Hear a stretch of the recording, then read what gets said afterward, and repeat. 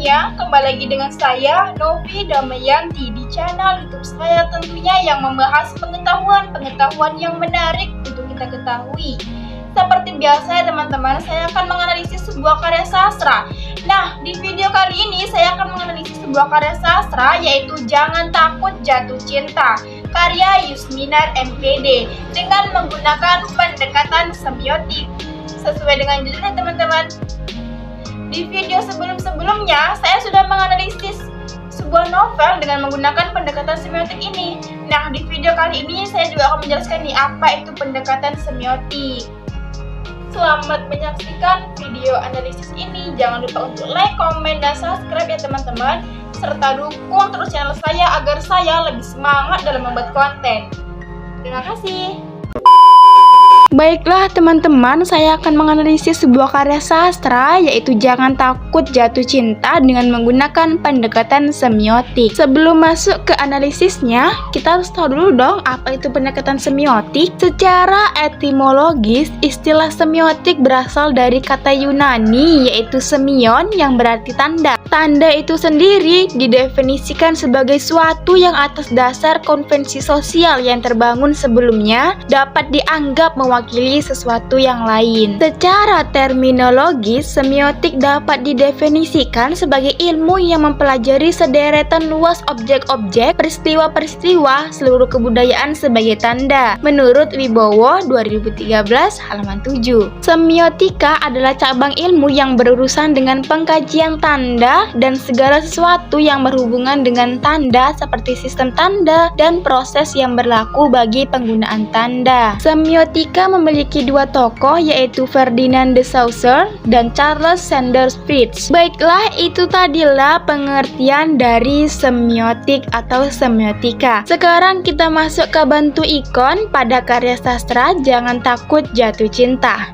Ikon adalah tanda yang hubungan antara penanda dan petandanya bersifat bersamaan bentuk alamiah, atau dengan kata lain, ikon adalah hubungan antara tanda dan objek atau acuan bersifat kemiripan. Bentuk ikon pertama dapat kita lihat berdasarkan kutipan tersebut mempresentasikan perasaan rindu seorang wanita. Pada kalimat cawan yang menganga merupakan tanda yang menandakan cangkir dan cembung wadah kecil untuk minum teh atau kopi. Bentuk ikon kedua berdasarkan kutipan tersebut pada kalimat L2 merupakan tanda yang menandakan tumbuhan yang memiliki filosofi bahwa cinta sejati memerlukan pengorbanan, perjuangan, dan juga kesungguhan untuk mendapatkannya. Bunganya berbentuk perdu yang memiliki rambut putih, bercabang lebar dan dapat tumbuh tinggi.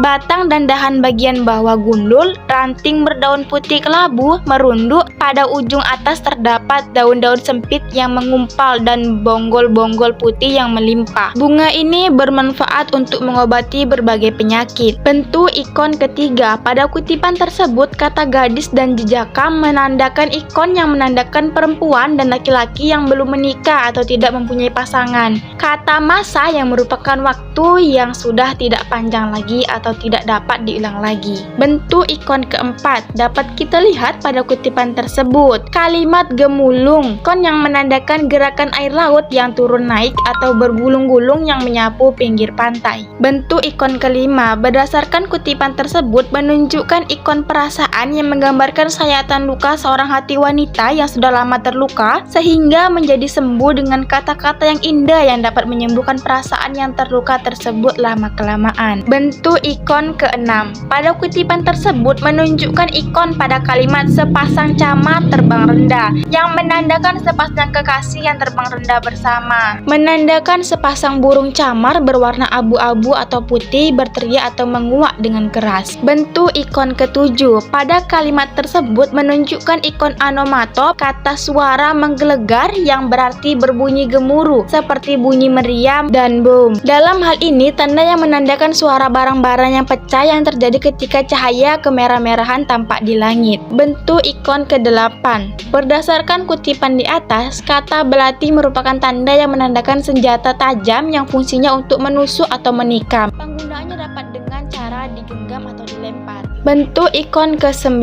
Berdasarkan kutipan tersebut menunjukkan ikon yang menandakan kebudayaan yang menganggap perempuan sebagai pembawa sial apabila menikah dengan beberapa laki-laki. Bentuk ikon ke-10. Berdasarkan kutipan tersebut menunjukkan ikon yang menandakan seorang perempuan cantik, anak satu-satunya dari sepasang orang tua yang menjadi manja. Bentuk ikon ke-11. Pada kutipan tersebut, kata Arunika dan Swastima menunjukkan ikon yang menandakan matahari terbit dan matahari terbenam. Arunika merupakan cahaya matahari setelah terbit di kala pagi dan Swasmita merupakan pemandangan indah saat matahari terbenam. Bentuk ikon ke-12. Pada kutipan tersebut, kata Intan Payung menunjukkan ikon yang menandakan anak kesayangan yang memiliki kesan seperti anak manja. Bentuk ikon ke-13. Pada kutipan tersebut, Melati menunjukkan ikon tanaman bunga hias berupa perdu berbatang tegak yang hidup menahun. Kasturi merupakan pohon yang tumbuh besar, rindang, bijinya mudah tumbuh, berbuah setiap tahun sekali, dan gazania yang merupakan bunga keberuntungan. Bentuk ikon ke-14. Pada kutipan tersebut menunjukkan ikon anomatop,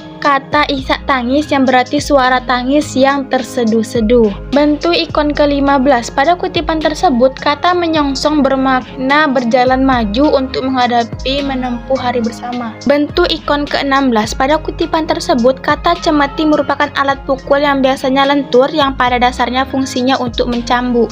Bentuk ikon ke-17. Pada kutipan tersebut, kampus Kuning Gading merupakan Universitas Dipa Makassar, universitas yang berkonsentrasi pada bidang informatika dan bisnis berbasis teknologi informasi yang berlokasi di Makassar. Bentuk ikon ke-18. Pada kutipan tersebut yang menunjukkan ikon bunyi pada kata tepuk gemuruh mempunyai makna seperti suara tamparan kedua telapak tangan untuk menimbulkan bunyi yang gembira. Bentuk ikon ke-19.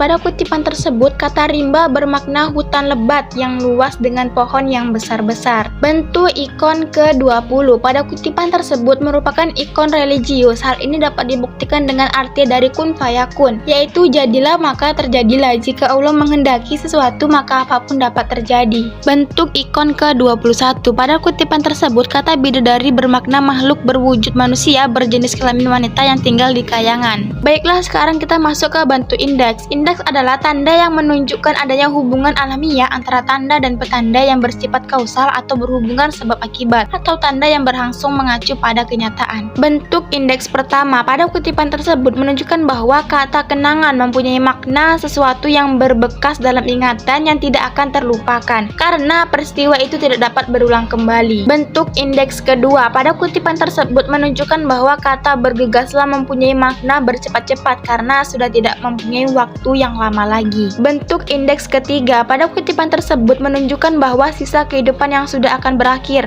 Hal ini disebabkan karena umur yang sudah tidak muda lagi. Bentuk indeks keempat. Pada kutipan tersebut menunjukkan bahwa dapat menyulap buah naraya. Hal ini disebabkan karena kata-kata yang mempesona didengar.